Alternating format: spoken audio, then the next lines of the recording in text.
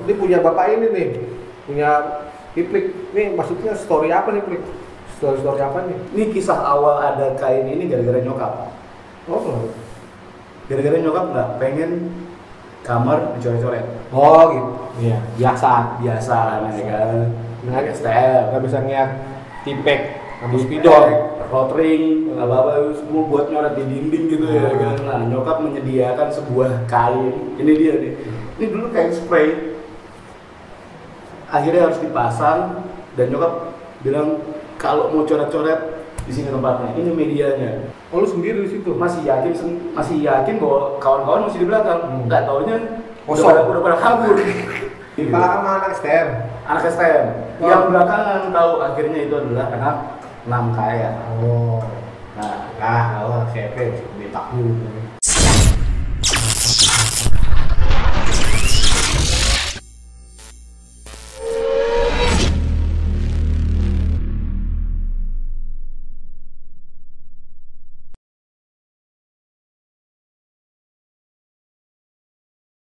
Yo, salam 1, 3, 4. Masih tetap di channel yang sama, STM Sing Yosep, Kramat Raya 134, Jakarta Pusat. Hari ini gue ditemenin nih, banyak permintaannya juga sih. Nih, kawan gue nih, Stefano Rojalalo. Biasa dipanggil Kiplik.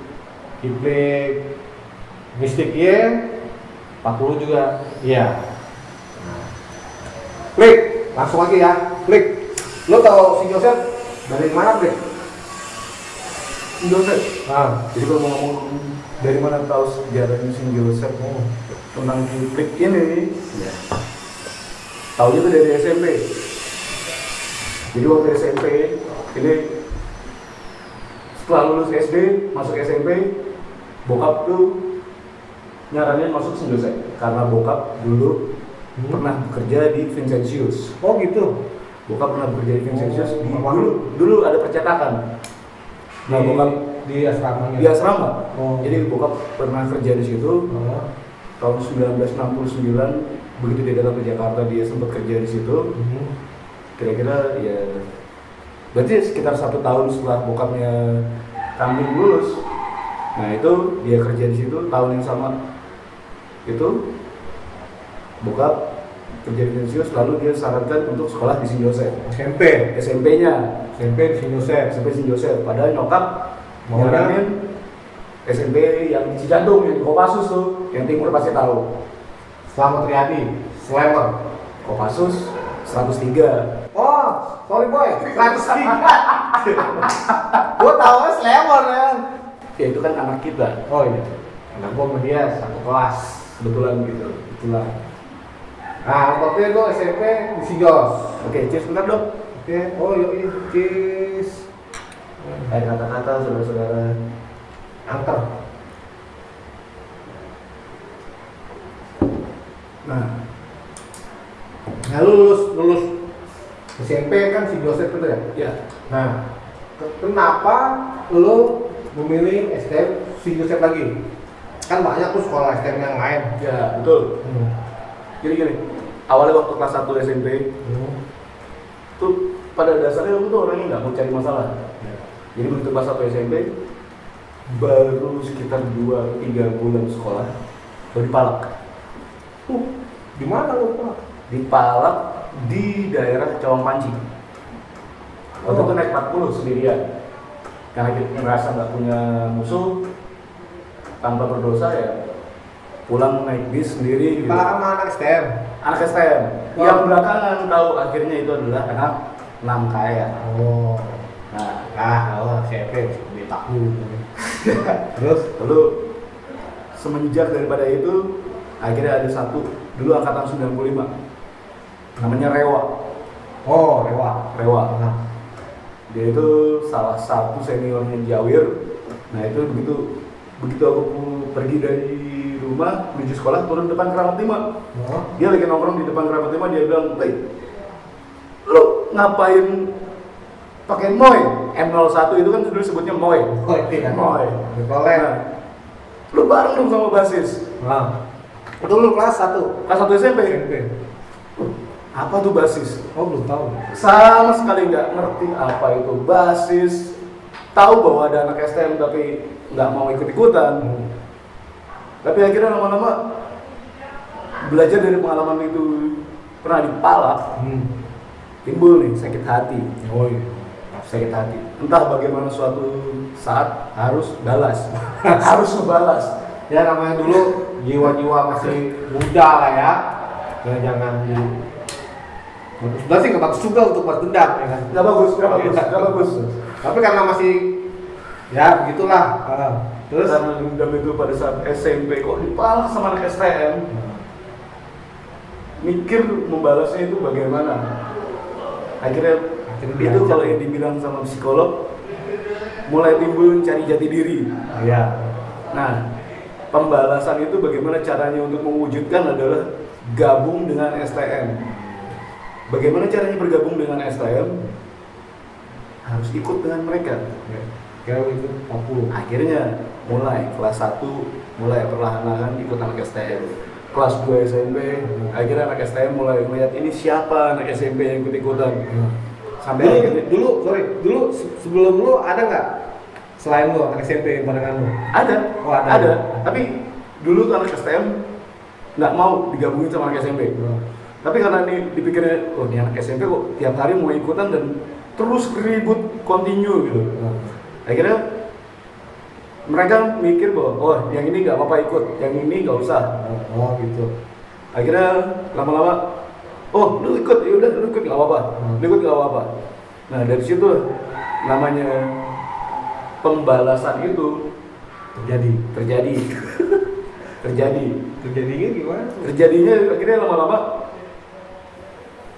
Sekarang ini, kalau kita dibilang bergaul dengan A, kita ingin mengcopy si A.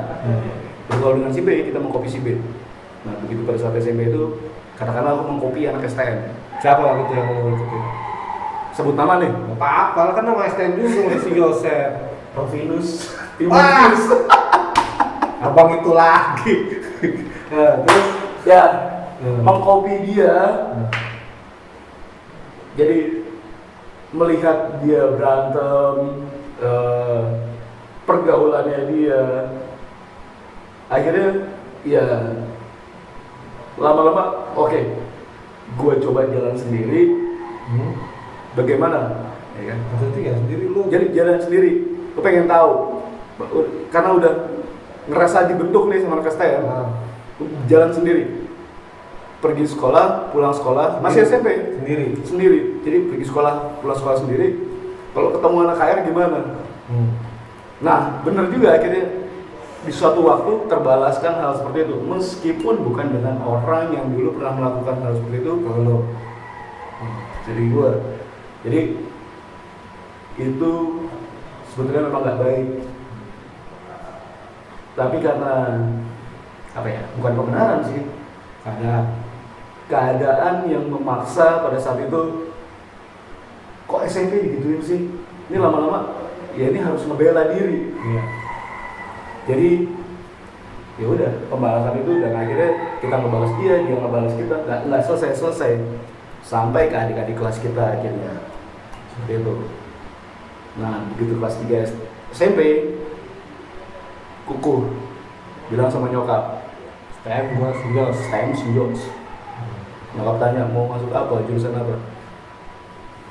Pilih mesin. Mau kamu bisa? Kalau mesin bisa. Elektro nggak bisa. Nah kebetulan di belakang layar nih ada elektronya nih. Ambil nomor. Nah jadi begitu pilih masuk mesin. Nah hari pengambilan formulir itu kan karena kebetulan sekolahnya di SMP si Joseph yang satu lingkungan dengan STM, ambil sendiri. Iya. Udah yakin, mantep, masih inget banget. Waktu itu formulir pendaftaran Rp75.000. Iya. Pakai map hijau. Gue merah. Ya, map hijau. Jadi itu masuk. Apa lu gara-gara SMP single beli? Enggak ngerti. Tapi yang jelas pada saat itu daftar gelombang 1. Oh, mungkin. Gelombang 1. Formulir seharga Rp75.000. Setelah ambil, isi, lalu kembalikan. Nah, tes masuk Waktu itu kan ada tes Tes lah. tes sampai tes psikologinya juga. Nah ini salah satunya ya ini almarhum Goleng, terus siapa lagi, Otoy. Pokoknya anak pondok lah, ini teman-temannya dia nih yang makin rusak. Dia sekelas sama gua dia. Satu MA. MB. Kapan kita pernah di GMA? Sorry, MB. Mesin B. Nah ini dia. Dengan almarhum Goleng, Otoy, dia sendiri. Setelah selesai ujian itu, pulangnya patah 9, pengen tahu bagaimana sih anak-anak patah 9 mereka ini. Masih ingat nggak? Pulang ujian, masuk itu lewat KR apa? Pada teriak-teriakan kan? Ini orang-orang ini. Nah, saya jongkok kok di pintu. Saya jongkok di pintu, saya ambil pengen maaf aja.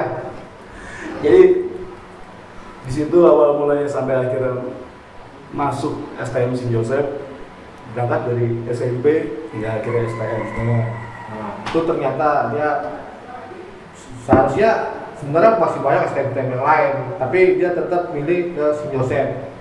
Ya mungkin ada cerita tersendiri lah tadi, mungkin Masalah historis dari keluarga ya. Keluarga, bokapnya ternyata dia juga baru tahu nih almarhum pegawai di Vincentius bagian pencetakan Ya. Dulu pegang mesin stensil ya, kalau nggak salah namanya mesin stensil. Masih yang dulu. Mesin gulung itu kayak itu kerjaan Udah almarhum kayak begini sekarang. Apaan begini? Mesin giling juga, yang otomatis, gitulah pokoknya ya kan.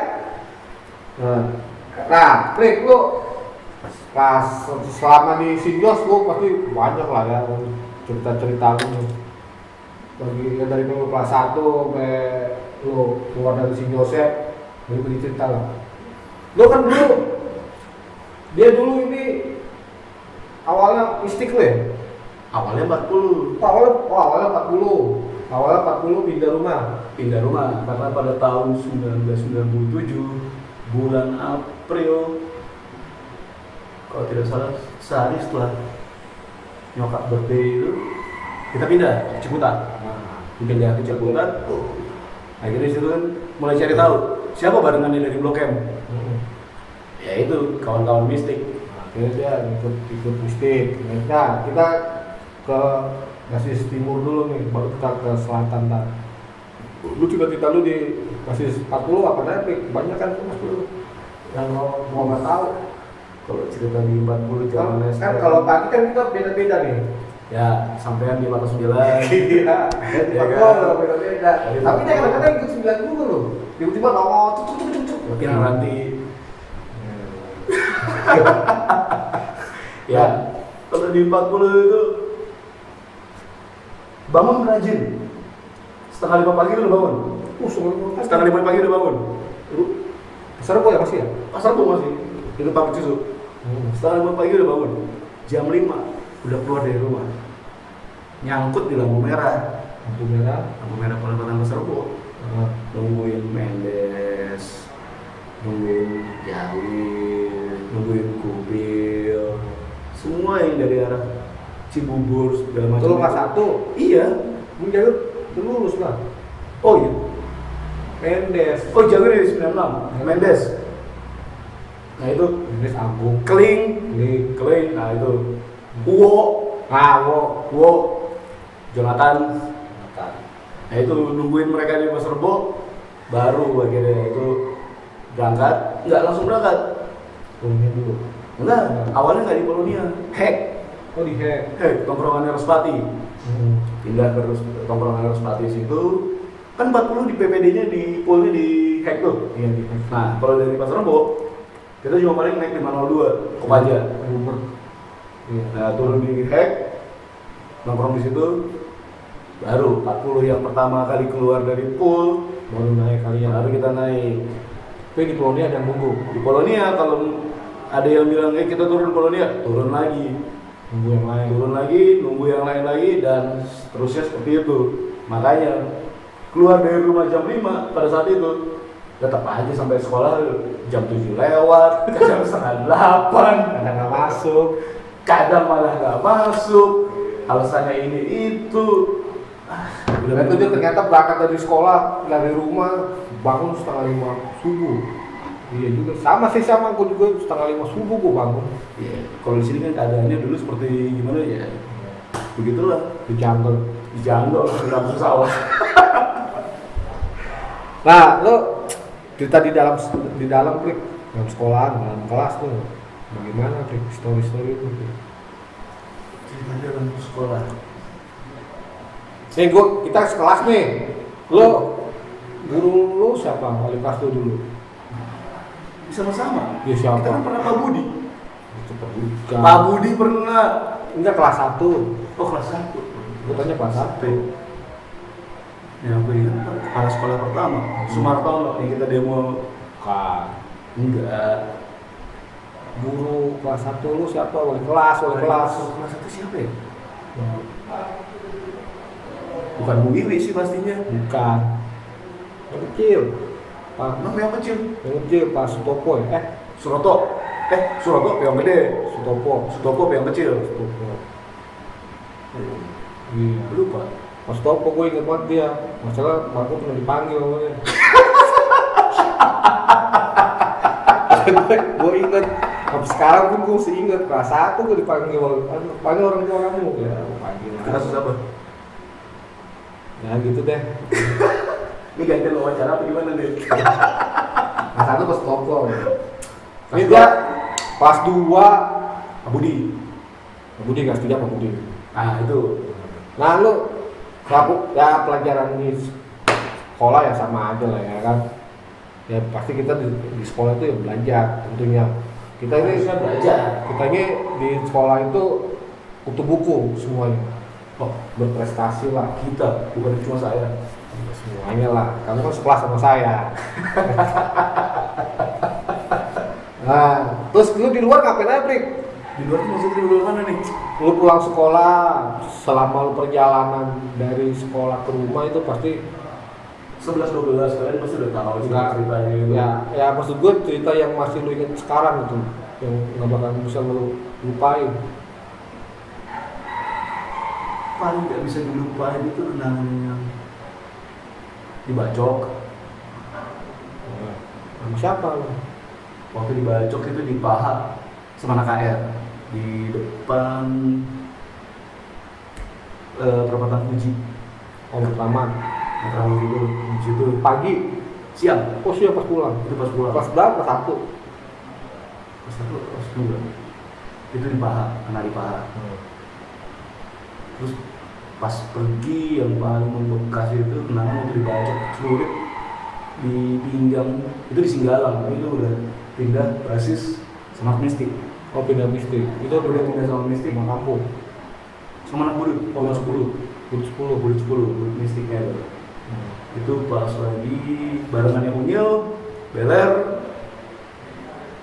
siapa lagi yang angkat Mystic? Kembar. Nah itu Pagi-pagi tuh. pagi di Singgalang kejadiannya itu ya kena bacok lagi ya itu.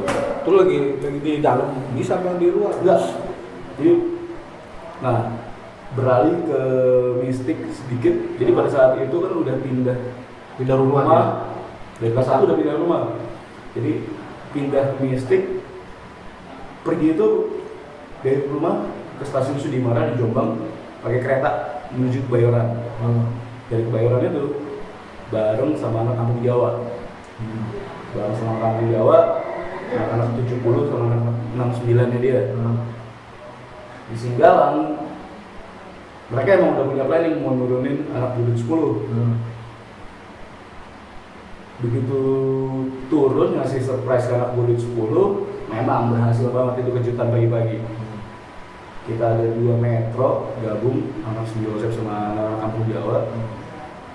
Berhasil tuh. Kita pukul mundur mereka dari Singgalang.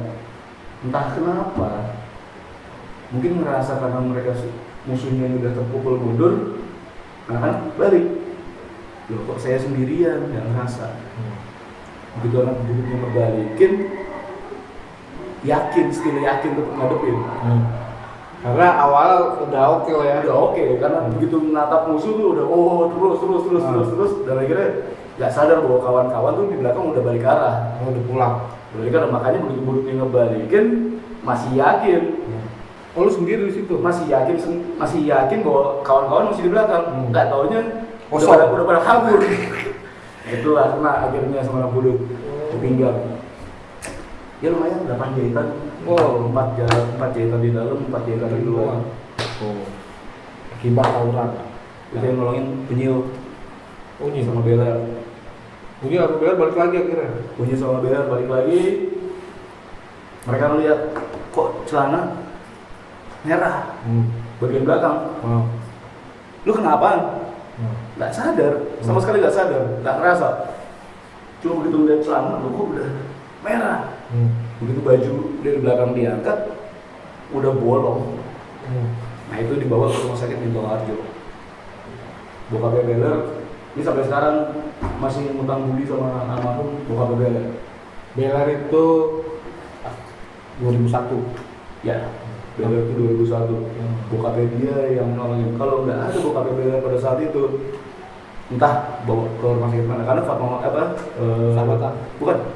Pertamina nggak terima. Pertamina nggak terima. Akhirnya bokapnya Beller yang handle masukin ke rumah sakit Minto Harjo. Udah semua ditanggung sama bokapnya Beller. Wah, mantap bulan. Nah, gue juga punya story juga nih dia nih. Tiba-tiba nongol nih di untuk yang pagi nongol waktu 9, ya kan? Itu lo udah pindah ke Pasar Rebo Klik ya? Udah pindah Pasar Rebo. Udah pindah Pasar Rebo ya? Pasar Rebo. Balik ke situ-situ juga. Akhirnya memang kembali ke tanah kelahiran. Sampai sekarang balik ke Pasar Rebo. Nah itu lo kenapa bisa ke 9 Klik? Ini petualang juga nih sebenarnya. Mencari sensasi baru. Sensasi baru. Sekarang 40 kayaknya udah nggak ada tantangan. Iya, 40 Jumawa, bukan di Belagu tapi udah bisa dibilang Jumawa gitu. Udah 40 bisa kita stop untuk tak sekolah. KR 40 apalagi ya kan, sepele. Nah kalau 49 ini kan nggak ada ributnya gitu loh, sama Budut, sama KR tuh kan pis-pis aja tuh, tim selau kita. Pada akhirnya aku tetap pecah perang ya. Aduh, iya. Ada dia tuh, hari pertamanya ada dia tuh. Pada akhirnya tetap pecah perang juga dengan Budut dan KR ya. Pas lu ya datang situ lu ya. Dengan Polo juga kan pada saat itu pagi-pagi. Iya. Agustinus Bolo. Iya, Bolo. Iya, itu dia, dengan dia juga salah satunya. Kurang ajar. Datang lagi pas banget tuh dia. Itu hari pertamanya tuh. Hari pertama pindah ke 49 malah ada ribut. Mengsanggah ya, tapi pengalaman dari beberapa basis itu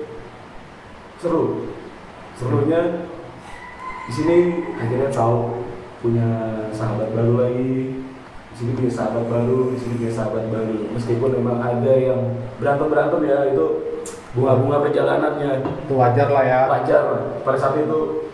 Untuk saat ini enggak. Karena kita dulu sebenarnya kembali lagi kita niatnya sekolah. Kita sebenarnya sekolah. Ya karena berhubung di jalan seperti itu ya mau nggak mau kita pasang badan, ya kan? Ya mungkin kalau dibilang lebih baik mati melawan daripada mati diam aja. Iya. Seperti itu dulu, seperti itu. Nggak baik memang. Nih, itu cita-cita dia 3 basis. 40 istik harus 9. Nah ini gue mau nanya, ini ada banner cukup lama nih, kayaknya nggak pernah dicuci nih kayaknya. Ini, waduh, ini punya bapak ini nih, punya Iplik. Ini maksudnya story apa nih, Plik? Story apa nih?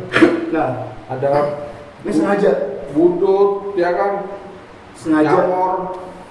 Presentasi kali ini aku bawa sesuatu yang punya sejarah. Jadi dulu ini kisah awal ada kain ini gara-gara nyokap.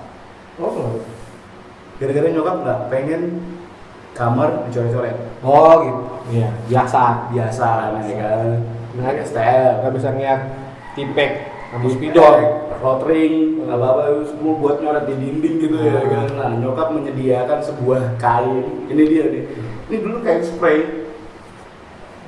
Akhirnya harus dipasang dan nyokap bilang kalau mau coret-coret di sini tempatnya. Ini medianya. Berarti nyokap lu gaul juga dulu ya? Tahu gua, ini pasti ke rumah gua coret-coret ya. Anak-anaknya nih. Karena mereka nyokap tahu bahwa kelakuannya anak-anak STM itu seperti apa. Nah, nyokap nyediain satu media ini untuk silahkan sepuasnya nyoret. Kalau nanti kurang boleh ada lagi. Tante kasih lagi. Nanti ada lagi.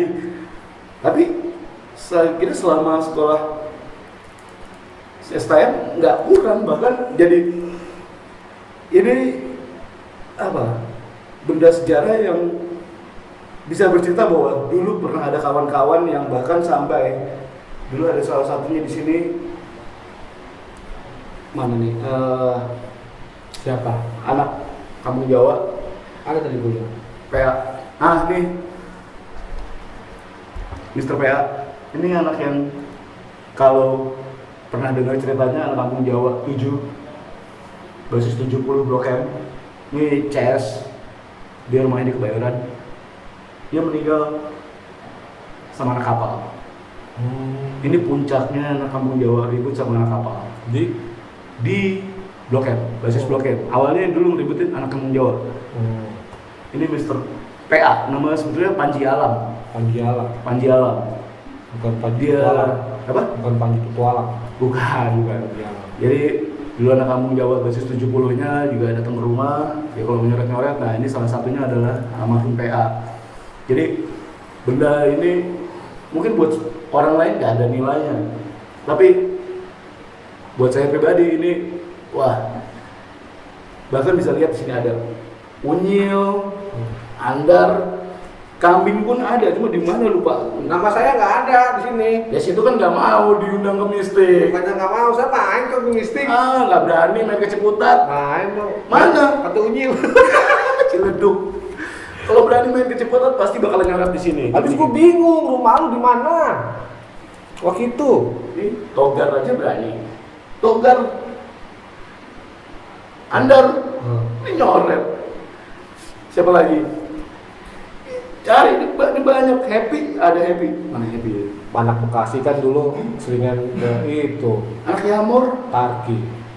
Ya, kalau ngomong Tarki nggak usah diomongin. Saya juga mau main ke Tarki. Jadi Ini anak pondok yang paling turun gitu kayaknya sih, nggak berani bertualang. saya tuh anak baik-baik, berprestasi gitu ya. Jadi yang pusat nggak ikut-ikutan, saya pulang yang jemput gua. Pakai mobil derek. Wah ini jadi historinya seperti itu. Tadi dibilang kawan kita nih Giplik nih, jadi dari sejarahnya nih nyokapnya punya inisiatif biar rumah lo nggak kotor juga ya tembok kamar. Bener juga sih, sampai akhirnya kalau kita pikir sekarang, kalau pada saat itu dibiarkan temboknya yang dicoret, Bisa hilang tuh catnya. dikerok, dicat ulang kan hilang. Tapi kalau di sini ini ya seterusnya selama barang ini disimpan baik, jadi saksi sejarah bahwa dulu kawan-kawan pernah datang ke rumah, ikut nyoret, pacar. Oh pacar? Tuh ada dong. Siapa tuh? Bahkan, ya kan nggak perlu saya sebut namanya yang di sini. Dulu sempat pacaran juga deh. Gini-gini, ya. Leboy. Nah ini tuh udah sejarah dia pindah rumah, pindah basis. Sekarang dia udah lulus di Singosel. Ya iya lo udah lulus, udah 20 tahun. Aktivitas sekarang apa, Prik? Kuli proyek. Sebelum selalu lulus sekolah kuliah. Oh, setelah kuliah Kuliah di STP. Dulu bahasanya STP, sekarang namanya ISIP. Oh, anak ISIP dia. ISIP Lenteng Agung. Kampus tercinta. Lu tahu? Ya tahu lah. Oh iya, mantan situ ya. Mantan situ ya. Saya tuh sering main situ. Ganda. Iya kan? Nah, terus habis itu Habis lu S1 lu situ lu ya? Ya. Ambil apa lu? Jurnalistik. Jurnalistik. Dia sempat, setahu gua dia dulu pernah, gua denger sih ya, benar apa enggaknya. Jadi ketua KMK ya? Ketua KMK pertama yang pada saat itu baru didirikan setelah selesainya era reformasi.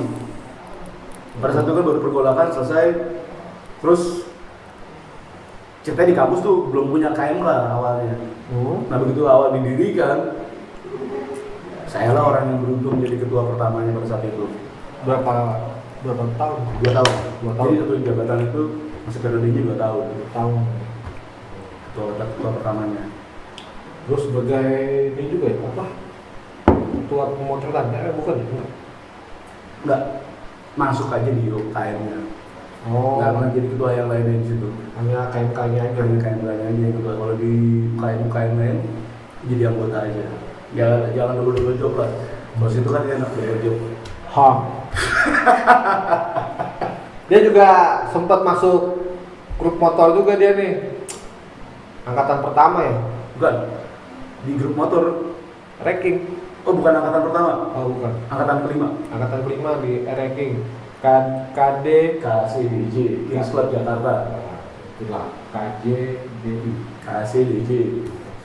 Katro culun doyan jablay, gampangnya gitu biasanya pada ngebanyol. Oh gitu ya. Sekarang masih aktif di situ. Untuk sementara ini kan enggak, lagi masa pandemi. Ranking dijual. Masih ada. Hati-hati kalau bicara, jaga bicaramu di sana. Masih ada itu barang. Dari dulu gue lobby nggak pernah dapet ya. Iya, ranking udah gila kali ya mau di lobby. Nih, gue ada yang ngirim tuh sebuah foto lu lagi motret pas lagi cruise chaos di Monas. Oh iya, saya pernah. Nah, itu ceritanya bagaimana? Lu kenapa bisa sampai di situ?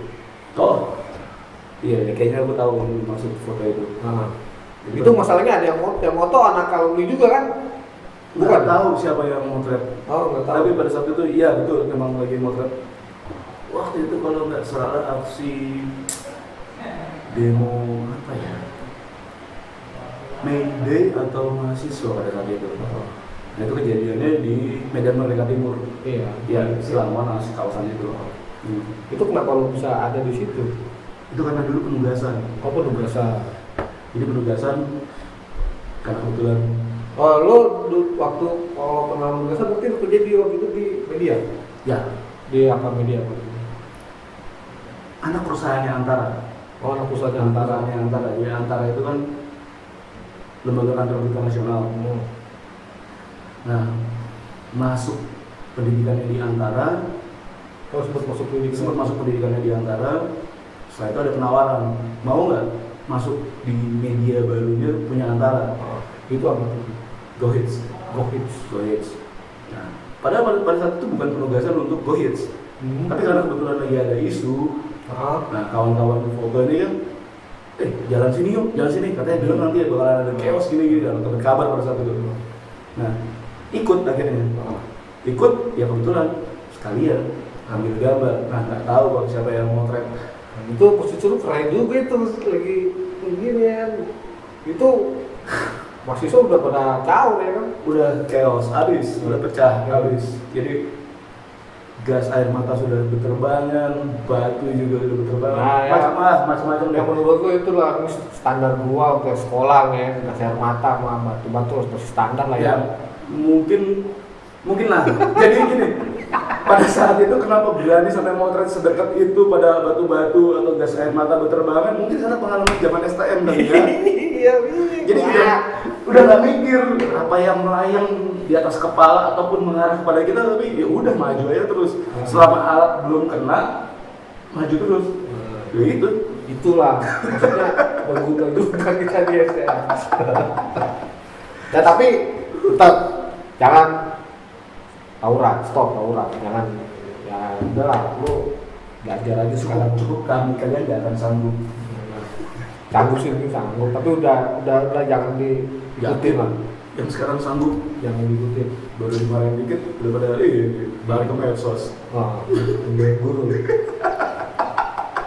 Nah itu dia di Antara ya.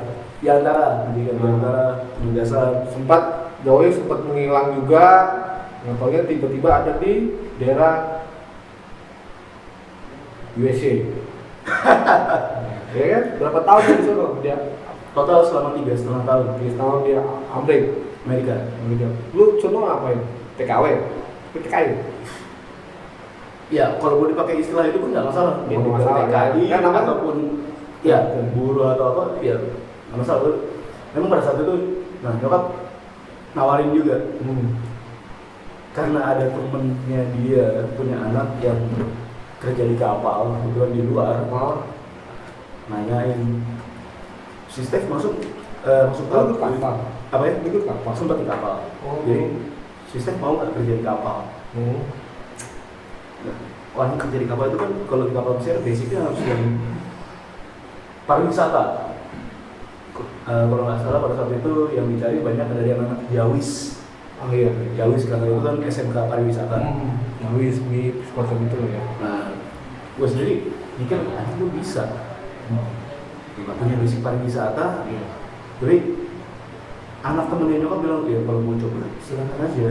Akhirnya tumbuh lah jiwa-jiwa petualang lo ya. Nah itu sudah semakin keluar dan udah kenapa nggak berani jabalin bisa dan menyenangkan. Dulu di situ apa nih? Waktu di kapal itu, Oh itu yang diambil itu di kapal. waktu di kapal kan nggak jadi gini. Sebelumnya kerja di kapal. Oh sebelumnya di kapal. Sebelumnya di kapal. Nah timbul keinginan untuk lebih bertualang jauh lagi dalam artian gini. Kalau di kapal itu kehidupan keseharian kita hanya di kapal.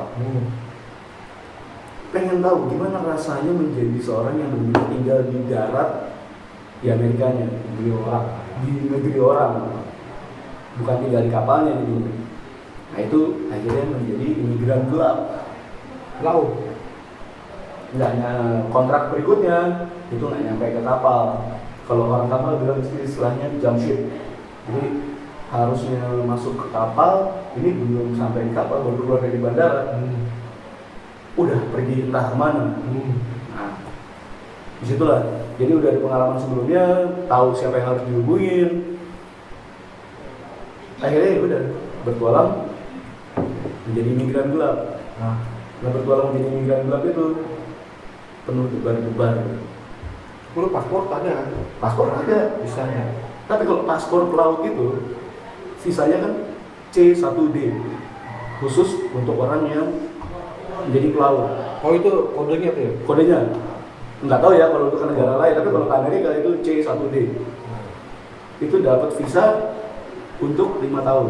Oh kalau 5 tahun habis Harus perpanjang. Nah begitu tiba di Amerikanya awalnya itu dapat izin tinggal 6 bulan.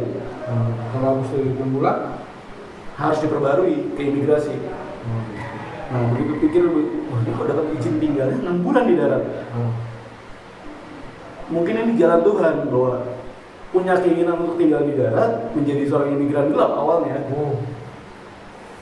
Mendapat stempel di paspor, tinggal selama 6 bulan, manfaatkan dia sebaik-baiknya. Nah akhirnya punya kenalan yang sebelumnya pernah kerja di kapal yang juga jump ship. Lalu kontak dia, tinggal di daerah pesisir barat, di daerah Los Angeles. Lalu mulai mencari kerjaan buat pendatang gitu, bukan orang asli sana. Itu pekerja-pekerja yang umumnya ada di sektor konstruksi atau di sektor makanan, industri makanan. Itu jadi orang imigran gelap. Gajinya kalau di sini bilangnya gaji bawah meja, tetap dibayar, tapi enggak punya, kalau orang Indonesia bilang NPWP, kalau di sana bilang Social Security. Begitu tiba di sana akhirnya punya Social Security, ngurusin segala macam, baru lebih panjang lagi tinggal di darat di Amerika. Oke. Nah itu jadi dia tadi membahas di dia kuliah, kerja di antara di anak apa? Anak usaha antara Go Hits ya, Go Hits, dan akhirnya Doi merantau agak jauh juga, timbang ya bukan timbang pulau lagi, timbang laut gue, dia jual kan. Cepet jadi kapal. ABK juga. Jadi jadi ABK juga dia ternyata. Jadi itu semua jadi pengalaman yang ternyata tanpa disadari bahwa sebetulnya punya jiwa petualang yang sebetulnya kalau aku berbagi sedikit cerita pada orang-orang, siapapun bisa melakukan apa yang diinginkan. Fokus pada tujuannya, mau itu jangan cari tahu gimana caranya, jalanin aja menuju situ. Entah bagaimana pasti akan sampai. Kalau memang fokus dengan tujuan itu. Tuh. Jadi penting niatnya, penting ada niat. Niat nambah 2.000. Tidak, mesti itu ampuh itu. Kamu jangan balat kamu sama ibu kamu.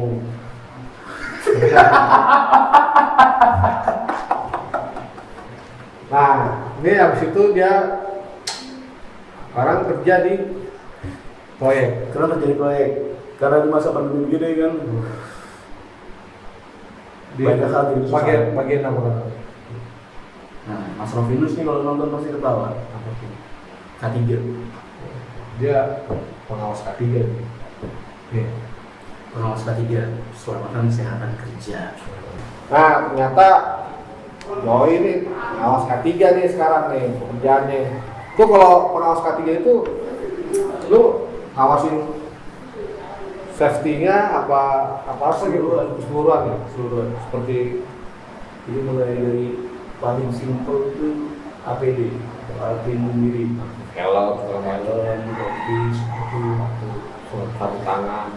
Ya, kalau mulai udah pekerjaan menggunakan alat, ya alat apa yang harus pakai sarung tangan, alat apa yang sebaiknya tidak menggunakan sarung tangan. Jadi itu proyek pembangunan apa proyek pembangunan apartemen di Alam Sutra. Alam Sutra Mau beli?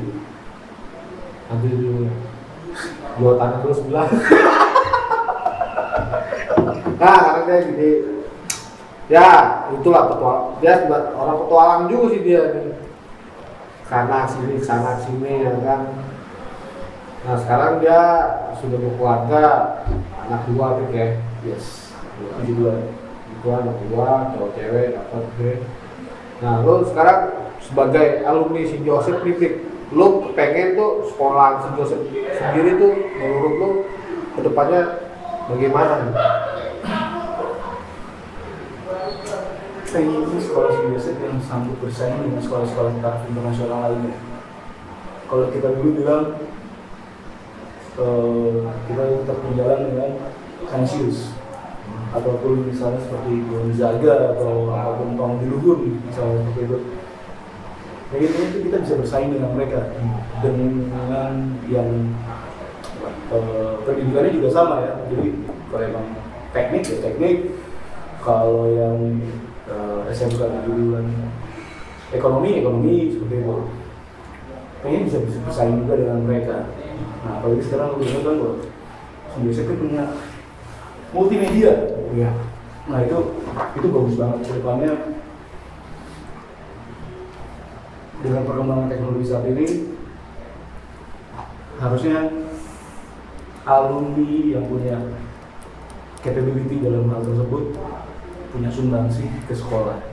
Entah itu jadi gurunya mungkin ya pengajar tetap ataupun mungkin hanya sekedar ekstrakurikuler, memberi pemahaman bahwa lu sekolah STM belum tentu lu nanti kerjanya dengan bidang yang sama. Bisa jadi lu akan, kalau kita ada istilah di luar, bisa jadi lu akan melacur ke bidang yang lain. Lu nggak pernah tahu. Kalau dulu ini omongannya Pak Wardoyo, dia bilang Mamang Wardoyo, dia bilang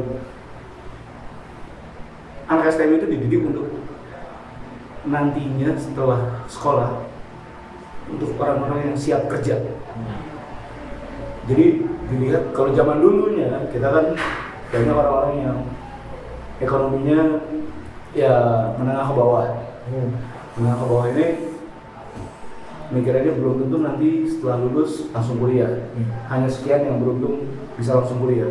Sebagian harus bekerja terlebih dahulu, menabung, baru akhirnya kuliah. Nah, bagi yang tidak bisa, ya kan harus fight di lapangan, apapun itu caranya. Nah, kalau memang nantinya multimedia ini semakin membesar di Symbioset, aku support.